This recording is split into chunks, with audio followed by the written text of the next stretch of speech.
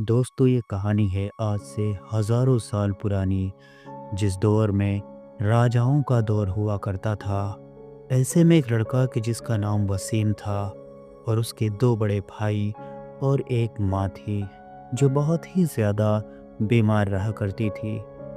एक रोज़ वसीम के दोनों बड़े भाई वसीम के पास आए और उससे कहा, आज से तुम पढ़ना लिखना बंद कर दो और तुम माँ की हिफाजत किया करो, यानी घर में माँ की देखभाल किया करो। क्योंकि अगर हम दोनों माँ की देखभाल करते हैं तो फिर हम काम पे नहीं जा पाते और घर का खर्चा फिर कैसे चलेगा। वसीम ने कहा, अगर मैं माँ की देखभाल करूँगा तो फिर मेरी पढ़ाई का क्या। उसके बड़े भाइयों ने कहा, तुम माँ की देखभाल करो, हम तुम्हारा पूरा खर्चा उठाएंगे और माँ का भी। वसीम ने कुछ देर तक सोचा, उसके बाद उसने हामी भर दी। अब वसीम घर पे माँ की देखभाल किया करता था और उसके दोनों बड़े भाई कमाने जाया करते थे। इसी तरह से महीनों गुजर गए। कुछ समय बाद वसीम ने अपने बड़े भाइयों से कहा, अगर मैं घर में ही रहूँगा और बाहर इतना कम निकलूँगा तो मेरे पास किसी तरीके का कोई हुनर नहीं आएगा, और अगर मेरे पास हुनर नहीं होगा तो फिर आगे चलकर मेरी ज़िंदगी कैसे कटेगी। उसके बड़े भाइयों ने कहा कि तुम माँ की देखभाल करो, हम तुम्हारी पूरी ज़िंदगी के खर्चे का ज़िम्मा उठाते हैं। पहले तो वसीम ने खूब मना किया, लेकिन फिर उसके बड़े भाइयों के जिद करने पर वसीम मान गया और उसने कहा कि चलो ठीक है। अब इसी तरह सालों गुजर गए। वसीम के दोनों बड़े भाइयों की शादी हो गई और कुछ ही दिनों के बाद वसीम की माँ का भी इंतकाल हो गया। और फिर 1-2 साल के बाद ही वसीम की भी शादी हो गई। वसीम की शादी होते ही उसके दोनों बड़े भाई वसीम के पास आए और उससे कहा कि अब हम तुम्हारा खर्चा नहीं उठा सकते हैं। वसीम को उन दोनों की बात सुनते ही एक बहुत बड़ा धक्का लगा। वसीम ने कहा कि आपने तो कहा था कि आप मेरा पूरी ज़िंदगी का खर्चा उठाएंगे। लेकिन उसके दोनों भाइयों ने कहा, हम तुम्हारा तो खर्चा उठा सकते थे, लेकिन अब साथ में तुम्हारी बीवी भी है और हो सकता है आने वाले समय में तुम्हारे बच्चे भी हों, तो हम इतना खर्चा कैसे उठा पाएंगे। और आप देख ही रहे हो, हमारे साथ हमारा परिवार भी है। वैसे तो वसीम को उनकी बात सुनकर बहुत ज़्यादा बुरा लगा, लेकिन अब वसीम कर भी क्या सकता था। वसीम दौड़ा दौड़ा अपने घर चला गया।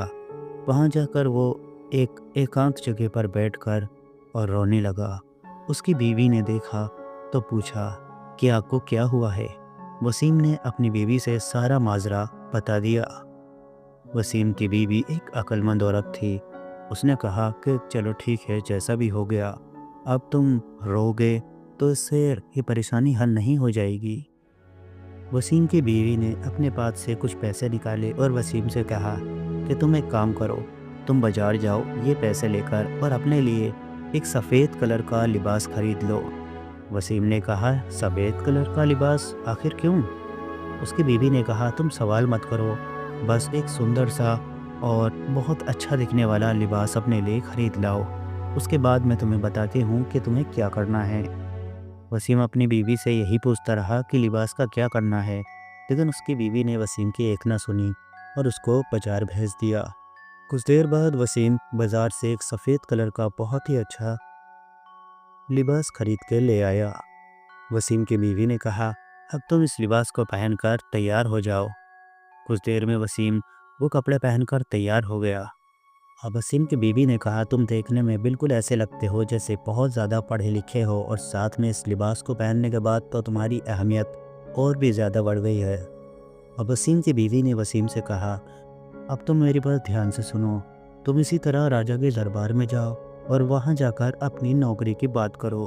तो तुरंत ही वसीम ने अपनी बीवी से कहा, लेकिन वहाँ मुझे राजा साहब कैसे नौकरी पे रख सकते हैं, मैं तो पढ़ा लिखा हूँ ही नहीं।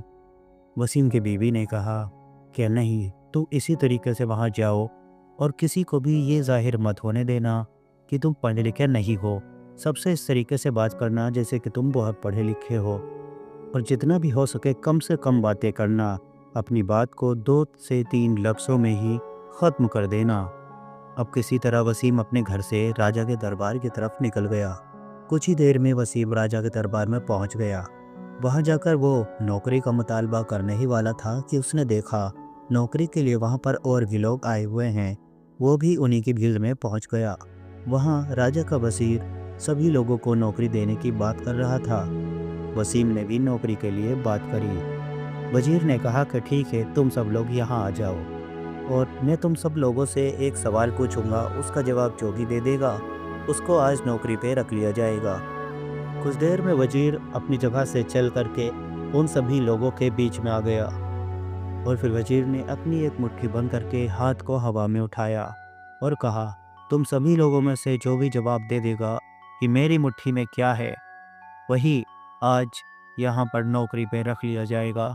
तो बताओ, मेरी इस मुट्ठी में क्या बंद है? उसमें से एक आदमी बोला, वज़ीर साहब, आपकी मुट्ठी में एक सोने की अंगूठी है। वज़ीर ने तुरंत उस आदमी से कहा कि तुम यहाँ से बाहर चले जाओ। इसी तरह और भी लोग जवाब देते रहे और वज़ीर सबको बाहर जाने के लिए कहता रहा है।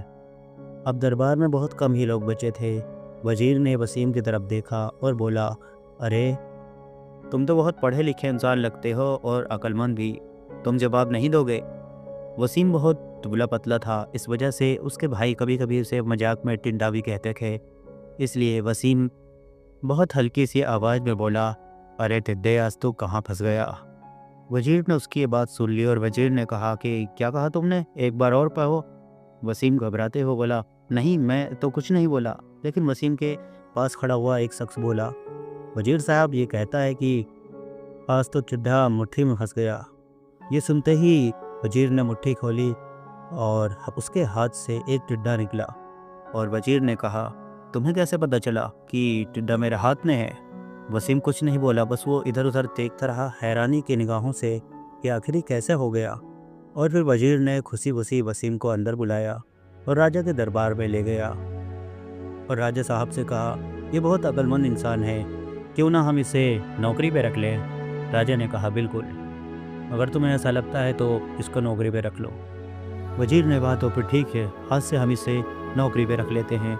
और वसीम से कहा, आज से तुम्हें 1 महीने में 3000 होने के सिक्के मिलेंगे और महल में तुम्हें क्या काम करना है ये तुम्हें कल बता दिया जाएगा। कल से तुम नौकरी पर आ जाना।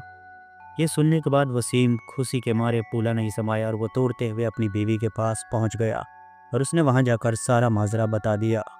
उसकी बीवी ने खुदा का शुक्र किया और अगले ही दिन से वसीम नौकरी पर लग गया राजा के पास। कुछ दिन ऐसे ही चलता रहा। फिर एक दिन अचानक राजा की बेटी एक नहर पर नहाने के लिए गई। वहां उसके साथ काफ़ी सैनिक भी थे और राजा की बेटी की नौकरानियां भी थीं। उस दिन सैनिकों के साथ वसीम भी वहां मौजूद था। सैनिकों से काफ़ी दूर वसीम एकांत में खड़ा हुआ था। अचानक ही वसीम ने वहां देखा एक बत्तख नहर से बाहर निकल करके एक जगह आकर बैठ गया और उसने अपने मुंह से एक सोने की अंगूठी निकाली। उसके बाद वो उस अंगूठी से खेलने लगा और अचानक ही उस अंगूठी पर उसने सटक लिया, यानी उस बत्तख ने वो अंगूठी खा ली। वसीम को अचानक ही महसूस हुआ कहीं ऐसा तो नहीं कि राजा की बेटी की अंगूठी हो और वो ये बत्तख खा गया हो। इसीलिए वसीम ने तुरंत ही उस बत्तख का पीछा किया। वो बत्तख दौड़ते दौड़ते पानी में कूदने ही वाला था कि वसीम ने एक पत्थर उठा के उस बत्तख को फेंक के मारा। वो पत्थर उस बत्तख के पैर पे लग गया, जिसकी वजह से वो लंगड़ा कर दौड़ने लगा और अचानक ही पानी में कूद गया। पानी में उस बत्तख के अलावा बहुत सारे बत्तख और भी थे। वो उन्हीं सभी बत्तखों में मिल गया। उसके बाद जब राजा की बेटी नहाकर निकली तो वो महल की तरफ जाने लगी। अचानक ही उसने रास्ते में बताया कि उसकी सोने की अंगूठी कहीं खो गई है। कुछ ही देर में वो लोग महल पहुंच गए और राजा को ये बात पता चल गई। राजा ने कहा, जिस नहर में मेरी बेटी नहा रही थी उस पूरी नहर को छान मारो और वो अंगूठी कहीं से भी उसे ढूंढ कर ला कर दो, क्योंकि वो अंगूठी बहुत ज़्यादा कीमती है। सभी सैनिक उस नहर की तरफ दौड़ पड़े और उस नहर को वो लोग सुबह से शाम तक खंगालते रहे, लेकिन वो अंगूठी उनको नहीं मिली। अगले दिन जब ये बात वजीर को पता चली तो वजीर ने कहा, राजा साहब, ये काम क्यों ना हम वसीम को सौंप दें। वसीम इस काम को बहुत ही आसानी से कर सकता है। और वजीर ने वसीम को बुलाया और उससे कहा कि तुम्हारे पास शाम तक की मोहलत है और तुम्हें वो अंगूठी ढूंढ कर लानी है जो राजा साहब की बेटी की उस नहर में गिर गई है।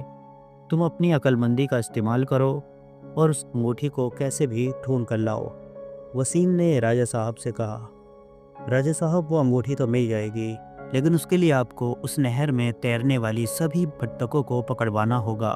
राजा ने कहा, आखिर क्यों? वसीम ने कहा, बस तुम इतना काम कर दो, उसके बाद सब कुछ मुझ पर छोड़ देना। राजा ने वजीर की तरफ देखा और आदेश दिए कि सभी बत्तखों को पकड़वा लिया जाए। वजीर ने कुछ ही देर में सभी बत्तखों को पकड़वा लिया। वहाँ काफ़ी सारी बत्तखें पहुँच गईं।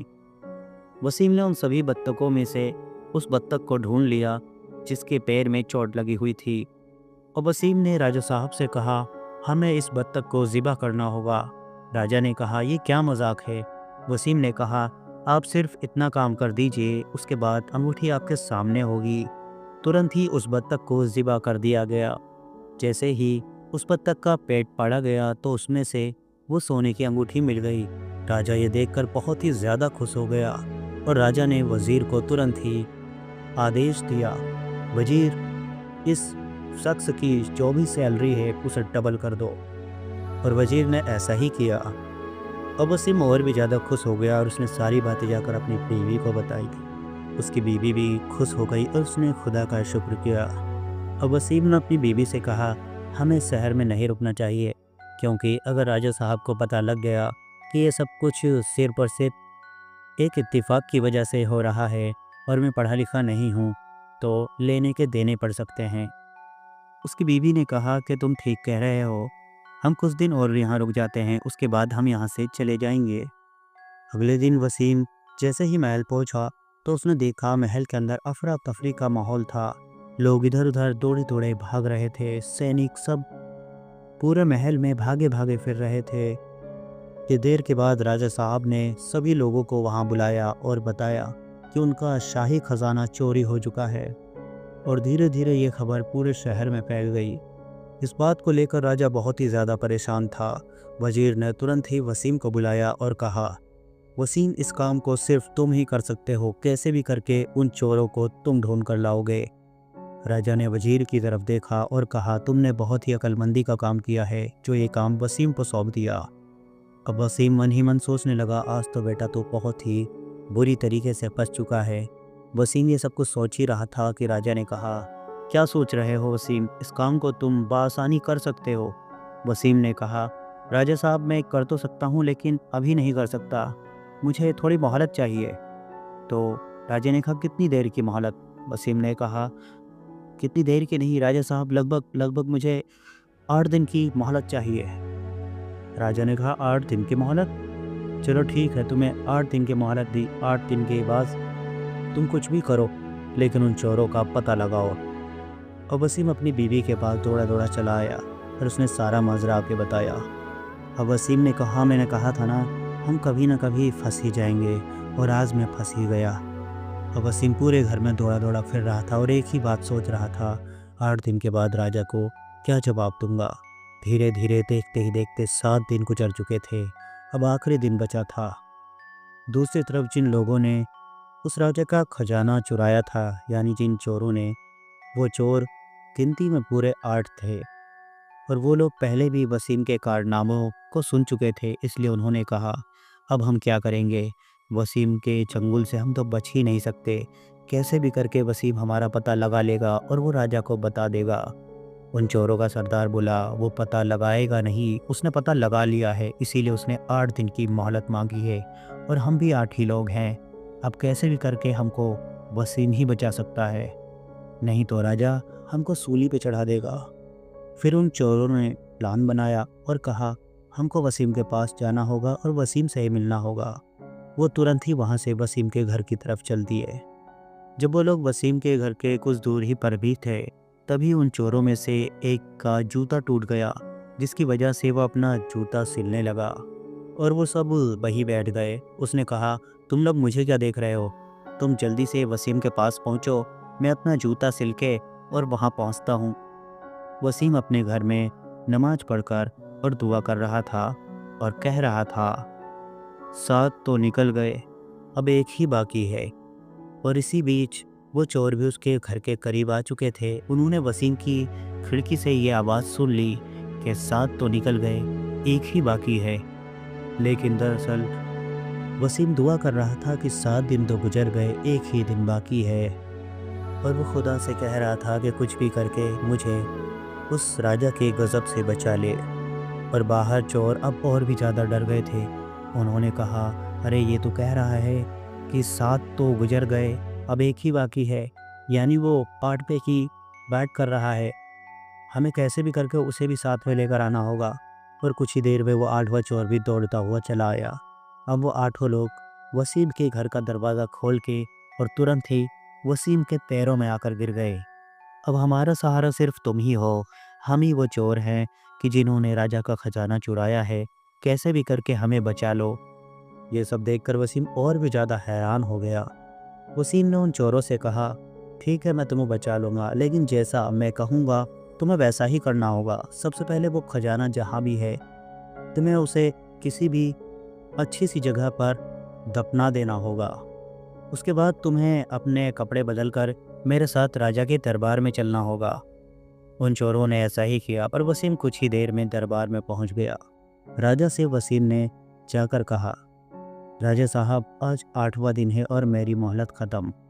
राजा ने कहा, तो बताओ वसीम, कहाँ है मेरा खजाना? वसीम ने कहा, आपके खजाने का पता चल चुका है। राजा ने कहा, और उन चोरों का? वसीम ने कहा, आप पहले खजाने को वापस ले आए, चोरों का तो बाद में भी देख लेंगे कि क्या करना है। राजा बहुत खुश हो गया और उसने कहा, तो फिर वसीम जल्दी बताओ कहाँ है खजाना? वसीम ने कहा, उसके लिए मुझे 8 मज़दूरों की ज़रूरत होगी। वो खजाना एक जगह गड़ा हुआ है, वहाँ से हमें उसे खोदना होगा।